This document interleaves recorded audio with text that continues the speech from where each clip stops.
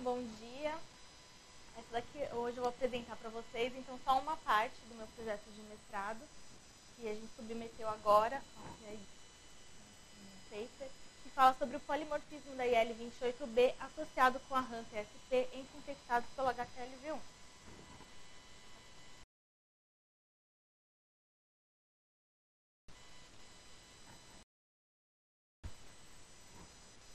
Então, esse vírus foi descrito primeiramente em 1980 por Pois, e ele pertence à família do Retroviridae, subfamília do Ops retrovirinae e gênero Delta retrovírus. A transmissão se dá principalmente através de relação sexual com parceiro infectado sem proteção, compartilhamento de materiais pérfuros cortantes infectados, transmissão materno-infantil, principalmente através da amamentação, e componentes sanguíneos contaminados, isso se deu mais antes da implementação do banco de sangue, que agora faz o teste de triagem, a partir de 1993, se eu não me engano. Então, a epidemiologia, no Brasil, principalmente, a gente tem cerca de 5% da população infectada por esse vírus. E ele tem maior predomínio na região aqui do Caribe e também da África subsaariana e também muito presente no Japão.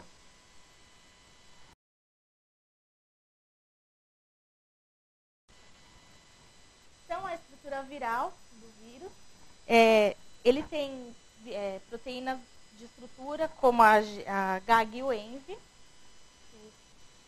aqui na minha figurinha, que faz o envelope viral. Ele também tem o APOL, que está aqui dentro, que faz o gene funcional do vírus, e a TAX e a REX, que é responsável por genes regulatórios do vírus.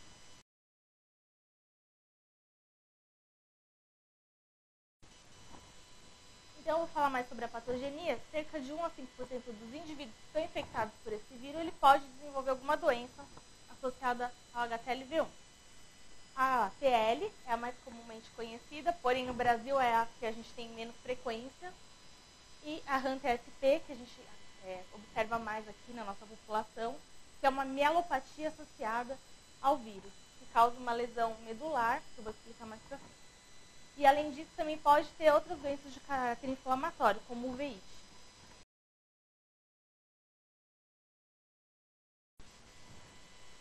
Então, eu vou me focar mais na HAM-TSP, onde o vírus ele vai ultrapassar, os linfócitos T infectados vão ultrapassar a barreira hematoencefálica, causando inflamação local.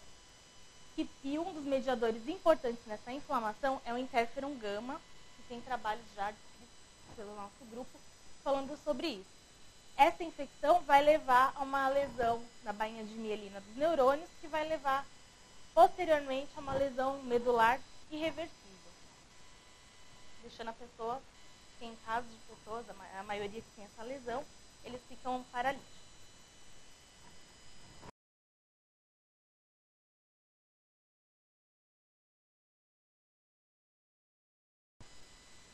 Então, recentemente, tem trabalhos falando sobre o interferon do tipo 3, não nessa população com HTLV, e ele é um interferon importante na resposta antiviral.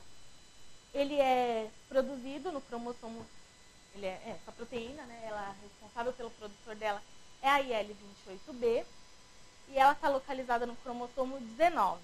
E a gente sabe que uma mutação nesse cromossomo, em dois SNPs principalmente, que eu vou falar bastante deles agora, o 860 e o 917. Isso pode levar a uma ineficiência no nosso sistema imune de escape viral.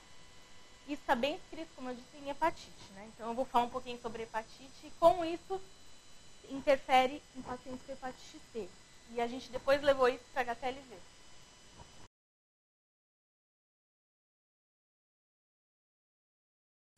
Então, na hepatite, se o portador tem uma característica genética da pessoa, no 860, se ele for TC, e no 917, no seu SNP, ele for TT, ele vai ter maiores chances de ter um clareamento espontâneo quando não for submetido a uma terapia de interferon. E quando ele for submetido, ele começa a ter maior chances também de resposta virológica sustentada do que pacientes que tenham mutações nesses SNPs, como, por exemplo, a substituição do C pelo T ou T nos dois, porque ele tem dois, né? CC ou CT ou TT. E no 917 ele pode ser TT, essa característica boa, ou ele pode ter GT, que é uma característica que vai deixar a resposta imune um pouco prejudicada. Então, GG, provavelmente a pessoa não vai responder ao nosso tratamento.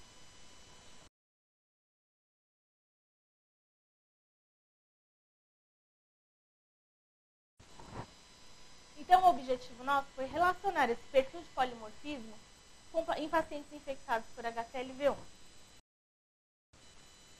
Então, o nosso objetivo específico foi avaliar esses polimorfismos no 917 e no 860 com a clínica assintomático versus HAM-TSP, além de correlacionar isso com a carga proviral para HTLV1 com a presença ou não desse polimorfismo.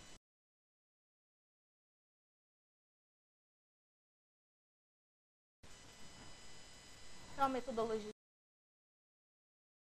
utilizada, primeiro eu vou falar sobre a nossa coorte. Hoje a gente eu faço trabalho no Emílio Ribas, com a coorte de lá. Hoje a gente tem cerca de 481 pacientes, e aí a gente excluiu os pacientes que tinham HIV.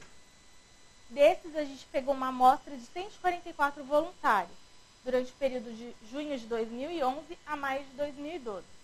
Desses 144, 84 tinham HAM-TSP e 60 eram assintomáticos.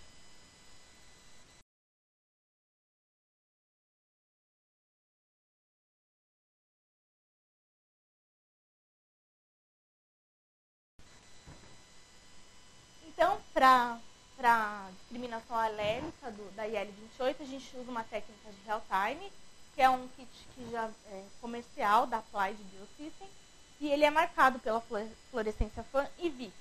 E aqui mostra essa mutação pontual, um exemplo, né, de que a gente vai pesquisar aqui.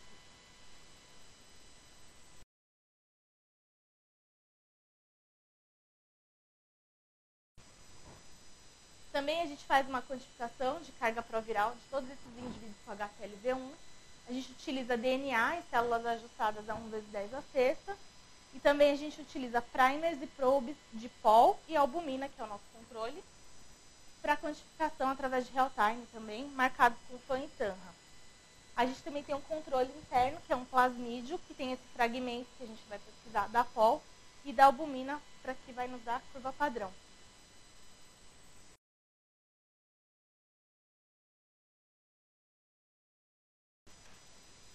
Para análise estatística, a gente usou o quadrado, o teste exato de Fischer no SPSS 15, o teste de ANOVA no Prisma e análise univariada e multivariada no STAFA. O P adotado foi menor que 0,0.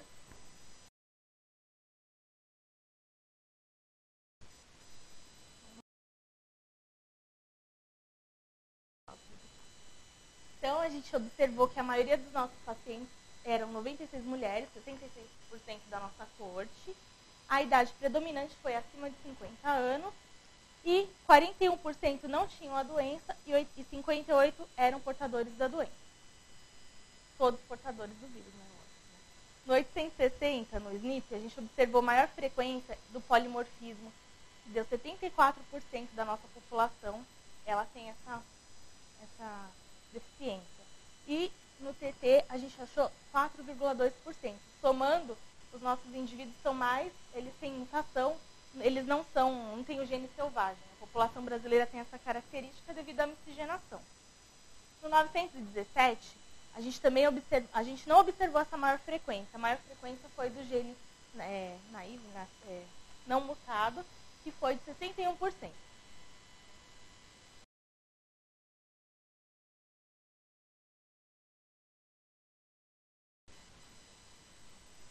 Então, na nossa análise univariada, que a gente pode destacar aqui, como já era esperado, quem tem carga viral maior que 200 cópias, carga proviral, desculpa, tem um P bem significante em relação à doença. Isso já foi bem escrito e a gente realmente, nossos dados corroboraram com os dados da literatura. No 860, até hoje, a gente só encontrou um trabalho publicado falando sobre isso, e o N dessa população era de 22 indivíduos. E esse autor, ele demonstrou que era importante para o desenvolvimento da doença ter essa mutação. Só que os nossos dados, a gente tem cerca de 158 indivíduos, eles não mostraram isso no 860. Já no 817, na posição GG, a gente observou um P significante, porém, eu quero chamar a atenção que quem não tinha doença era só 2 indivíduos, comparados a 16 que tinham. Então, isso pode ser um viés aqui pelo N.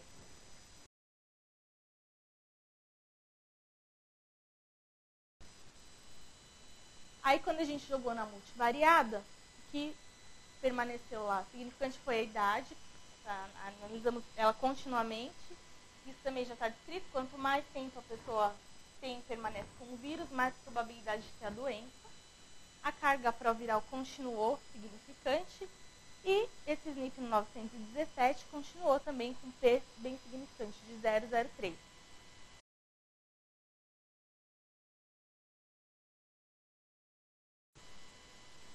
Então, aí a gente foi agora comparar a carga proviral, né, com o aumento dela com a doença ou não doença. Então, 84% aqui tem realmente um aumento, que são os nossos sintomáticos, e esse P é bem significativo, em comparação aos pacientes que são assintomáticos e têm a carga proviral bem abaixo do esperado.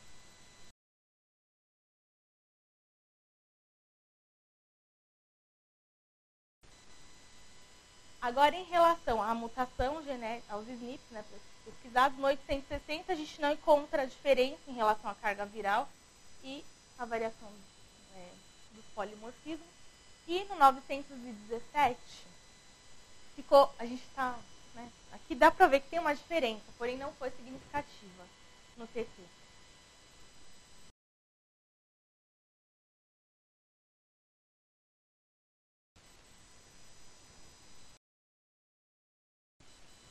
Então, a nossa discussão. Será que o interferon lambda está envolvido no controle da replicação viral?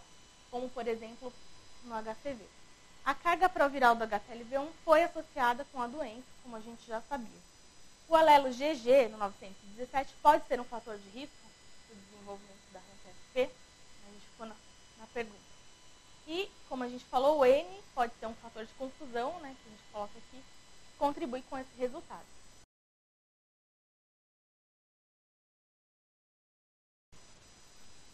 Então, como conclusão, esse é o primeiro estudo a demonstrar a relação da IL-28B e o risco de desenvolver a HAM-TSP, observando os 2 SNPs.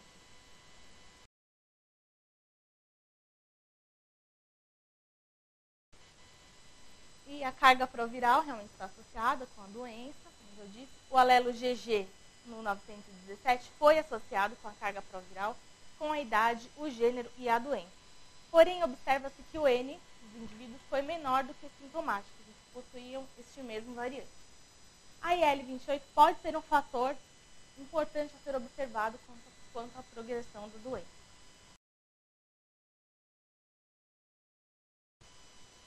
Queria agradecer então ao meu grupo, ao meu orientador, o Dr. Jorge, ao Dr. Fernando, lá do Emílio Ribas, que tem cedido essa corte de pacientes com hepatite, aos meus amigos do laboratório, ao grupo e ao laboratório.